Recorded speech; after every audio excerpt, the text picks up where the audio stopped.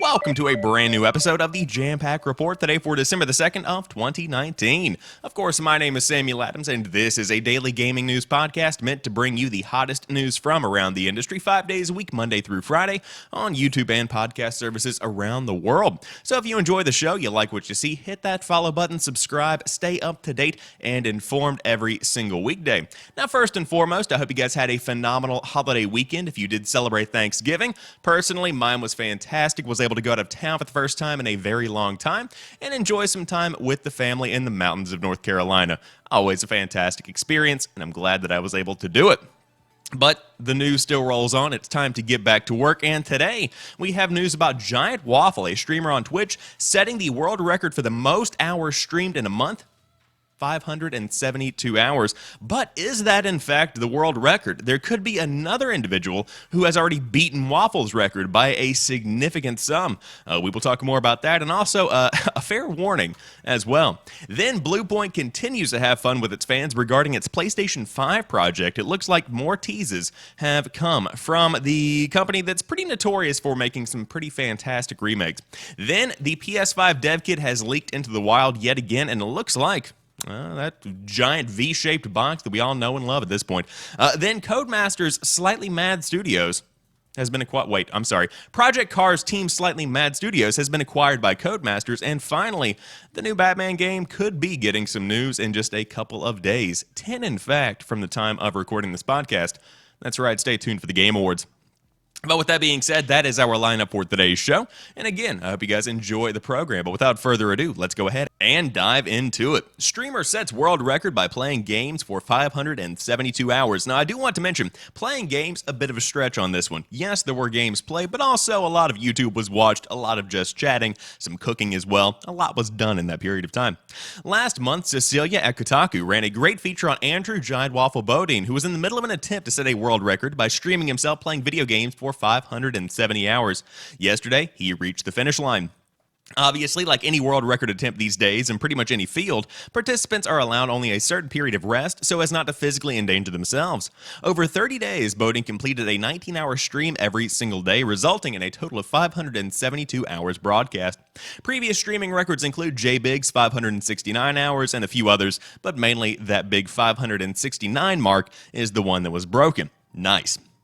Some of the games Bodine played during the marathon were Red Dead Redemption 2, Luigi's Mansion 3, Escape from Tarkov, Rocket League, Factorio, and Rainbow Six Siege. He also blew through the entirety of Death Stranding, taking just over 30 hours to finish it. He spent months training for the run, adjusting his circadian rhythm to let him grab the precious few hours of sleep he needed between streams to complete the 30 days. If you are wondering why he'd subject himself to something like this, which is not only brutal on a personal level, but also representative of a wider problem of grind among streamers, Bodine says the stress is 100% worth it in my eyes. Viewership goes through the roof for the entirety of the month. Currently, I'm averaging 4 to 10 times my normal stats, such as viewer hours, unique visitors, and subscribers. Streaming 19 hours a day is not healthy, Bodine told us last month. It's very obvious, and I'm well aware of it. But when put into perspective, a lot of people trying to break records push themselves to the limit in ways that are not seen as healthy. It's not easy. It was never meant to be easy.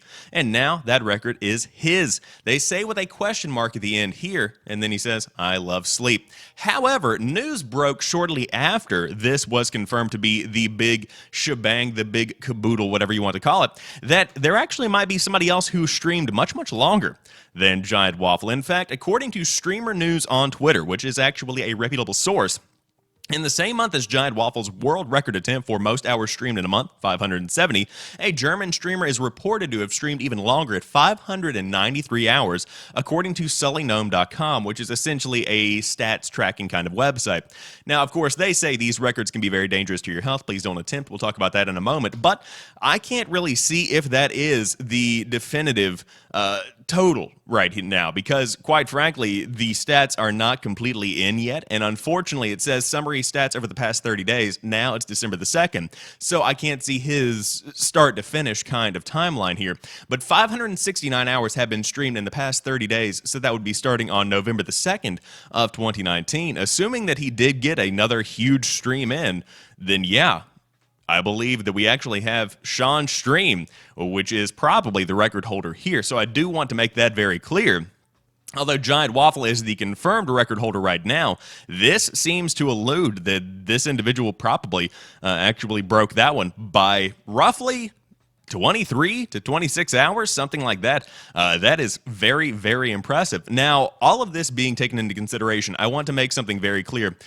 This is not healthy at all. At all. And I want to make something incredibly, incredibly clear. You should not do this, okay? I spend a lot of time at my desk, you know, whether it's just playing games, whether it's streaming occasionally, whether it's making YouTube videos or working on projects, whatever it might be. I spend a lot of time here every single day. I have to get up, go out, and do something for the mental side of my health, for the physical side of my health. It's very important to stay active, to stay as a part of society, really. That's what it comes down to. And so I want to make the point of this entire article to be, you really shouldn't try this. It's not smart. It's not wise. But again, some people love pushing themselves to the limits. And unfortunately, the streaming industry in and of itself is one that really does encourage grind. I mean, you've seen this talked about from the top of the top with Ninja describing how many subs he's going to lose if he takes even one day off. That's just the nature of the beast, unfortunately. And it's why a lot of big Twitch streamers spend so much time streaming. And also, it's also connected to the reason why a lot of people have been switching and taking offers from Mixer and Facebook, because that solidified, definitive base income is something that you can't simply get whenever you are a Twitch streamer. It's not a salaried position. The more you stream, the more you're live, the higher your income is going to be. And that's simply the nitty-gritty of it. That's what it comes down to. And so, ultimately, the big story here, GiantWaffle, currently the official record holder for most hours streamed in a month, although SeanStreams very well could be the actual record holder here, and I'll update you guys on a future episode if that is in fact the case, and if that does begin to make the rounds. But ultimately, don't do this. It's very unhealthy. However, Bluepoint is continuing to have fun with its fans regarding its PlayStation 5 project. Bluepoint is working on a high-profile PS5 project which is widely believed to be a remake of Demon's Souls, but it's not giving anything away with the cryptic messages it's been sharing on social media. The Texas-based developer has been having a bit of fun lately penning poems which appear to allude to a vast range of various projects. They say on Twitter, and I quote, "To classics we play, our blood, sweat, tears give thanks. To family and fans eager to stay, cheers, rekindle flames, thanks. Today feast, tomorrow rest, soon the bread freed from jest. Temptation we shun, then on to the next, we reset to further adorn the Genesis and era reborn." And then they post a picture of this GIF where the dog thought something was going to fall through the glass, but it didn't. So that's what this is for fans. This latest definitely falls into the From Software category, which references to Beast and Flames, but there are still people who believe this could be related to The Legend of Dragoon. Ultimately, we are not going to find out until Sony's ready to reveal the next-gen console, and while we do find the tweets amusing, well, the gag is going to wear thin eventually. Indeed it is, because we've been talking about these little poems for a very long time now. Of course, for those that don't know, Bluepoint Games, specifically known most, in my opinion, for the Shadow of Colossus remake. On top of that, I believe they did the Uncharted Nathan Drake collection, which was phenomenal. They are some very, very talented individuals over there. I think, personally, this is going to be Demon's Souls. I don't think it could be anything else, because the amount of tease going on here can't simply lead up to something that is an overwhelming okay. You've got to have something that really brings people in, and Demon's Souls is one that certainly does warrant that. It's a game that has never been retouched, re-released. It simply is one that has been kind of trapped in time, so to speak. And so to be able to get that remade from the ground up and to be able to say, hey, this is something you need to play. It's kind of like the beginning of the Arthur theme song, if you really want to think about it. But ultimately, yes, more teases coming from Bluepoint. Hopefully, we'll hear some news towards the beginning of the year. But the PS5 Dev Kit is beginning to leak out, so hopefully some real news is going to be coming soon. And now we get a look at the controllers. Guess what? It looks like a slightly thicker DualShock 4, kind of like you after Thanksgiving. But a new rumor is going around that the PlayStation 5 Dev Kit leak has shown the console and the controllers. Yep, the PS5 Dev Kit unit appears to have leaked online once again. Posted to Twitter by Alcohol it cost. Okay, that's a very controversial name. A photograph shows not one but two PS5 Dev Kits sitting next to a monitor. Also pictured is the supposed PS5 controller, the design of which matches a recently uncovered patent from Sony. It's a lot like the DualShock 4, but perhaps a tiny bit bulkier at the sides. The bottom line is that while we do have to tag this story as a rumor, the image seems legit. The Dev Kit's V-shaped design now is cropped up way too many times for it to be fake, even if these two units somehow turned out to be an elaborate hoax. It is worth keeping in mind, though, the Dev Kits do not reflect the finished product, as much as part of us thinks that the V design is very cool. I'm sorry, what? Who wrote this? Robert Ramsey. You are wrong, my friend. This looks like something straight out of the 80s. But we highly doubt that the PS5 will look like anything like this when it hits the market in late 2020. In any case, we may only have a few months to wait before we finally see something of the PlayStation 5. There are numerous rumors going around right now that suggest Sony is planning some sort of reveal event in early 2020, followed by a blowout at E3 in the summer. Exciting times. I think that's what you are going to be seeing. Now, I have nothing to confirm my hypotheses here, but I personally think that there's going to be some kind of PlayStation experience kind of event held maybe around February, March. That seems to be something that makes sense in my mind. In fact, it could be one of their YouTube video premiere style events, a live stream perhaps, something like that to show off the PlayStation 5. But the big news is going to be coming around E3. However, I fully believe this is legit. I don't see any reason why it wouldn't be legit. This is something that matches up perfectly to everything we've been seeing online. And on top of that, we also get a look at the controller, which again is a DualShock 4, but slightly chunkier. I've got mine right here because I was playing Modern Warfare.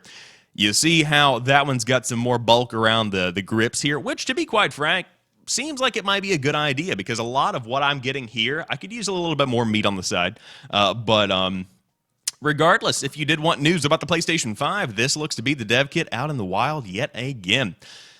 Sorry to the dev that's leaking this, because you're probably going to get a little bit of a reprimandation from Sony. But perhaps it is the team at Codemasters, because Project Cars team Slightly Mad Studios has been acquired by Codemasters on top of their big project.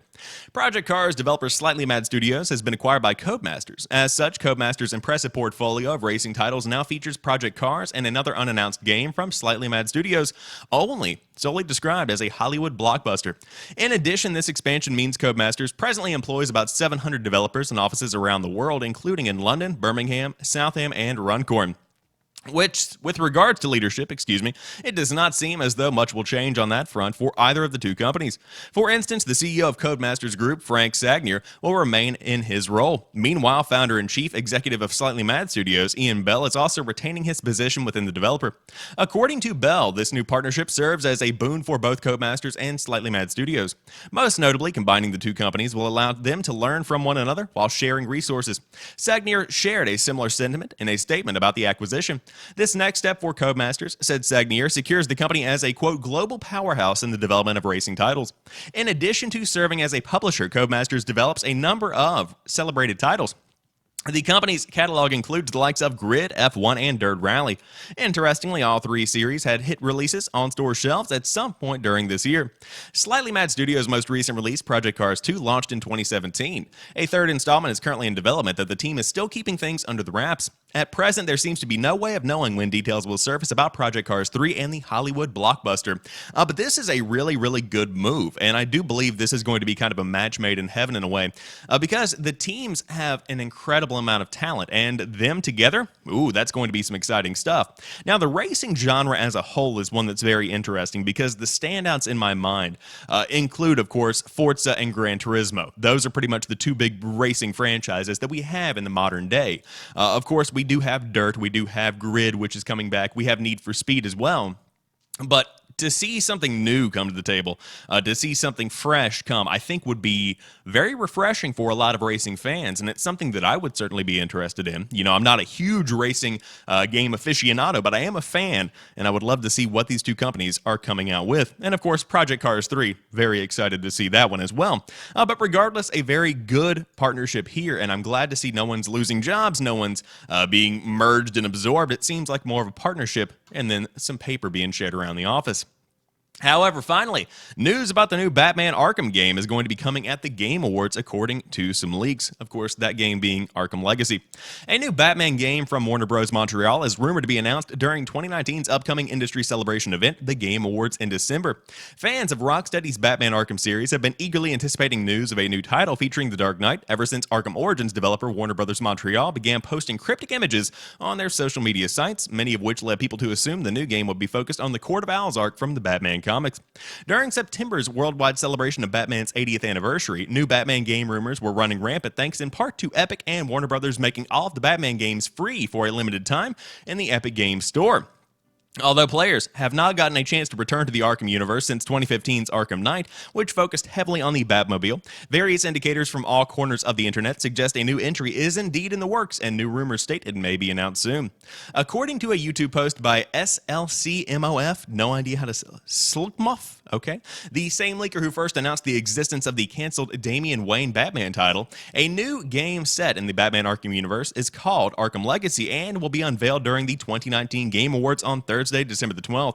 Since its inception, the Game Awards has always been a place for developers to announce upcoming titles and expansions to current games, and this year looks to be no exception. Last year's 2018 Game Awards saw reveal trailers for AAA titles like Mortal Kombat 11 and Rage 2, as well as the announcement of a new Dragon Age game. Given the months of rumors and hints from Warner Bros. Montreal, fans have been expecting some sort of Arkham game confirmation for a while now, and it doesn't take an industry insider to know the Game Awards would be a perfect time to make all of those expectations come true. If a new Batman game is indeed unveiled at 2019's Game Awards, fans will surely be hoping for a return to the classic zipline gliding gameplay which made the Batman of Arkham City and Arkham Origins so fun to control, especially when compared to the cramped corridors of Arkham Asylum or the racetracks of Arkham Knight. With a title like Arkham Legacy and rumors of a playable entire Wayne family, hopefully whatever Warner Bros. Montreal has in mind will please those players who have been anxiously anticipating a new Batman game ever since the company started projecting Court of Owls and League of Assassins logos on the side of their office building. This is very exciting, and I think this would be a perfect fit, needless to say. Of course, Arkham Legacy, very excited to play as pretty much the entire Wayne family. On top of that, though, very cool to imagine the reveal at the Game Awards. Of course, for those that have never watched the event in the past, it is pretty much the mid-year E3 in a way, where you do have E3 being in June, then in December is this giant swath of announcements and debuts that is traditionally tied to the Game Awards. Of course, Jeff Keighley partners with tons of development studios and publishers to make that kind of thing a reality. But regardless, very excited to see what happens in just a couple of days. Again, if you do want to check out the Game Awards, they're being streamed live around the world on various platforms and television networks on December the 12th. But that rounds out today's episode of the Jampack Report. Of course, I hope you guys enjoyed this one, and if you did, be sure to drop me a like down below if you are watching on YouTube. But on top of that, if you are listening on a podcast service, I appreciate that as well, and I hope you enjoyed the show and subscribe to stay up to date. But until tomorrow, you guys have a fantastic rest of the day. I'll talk to you soon, and peace.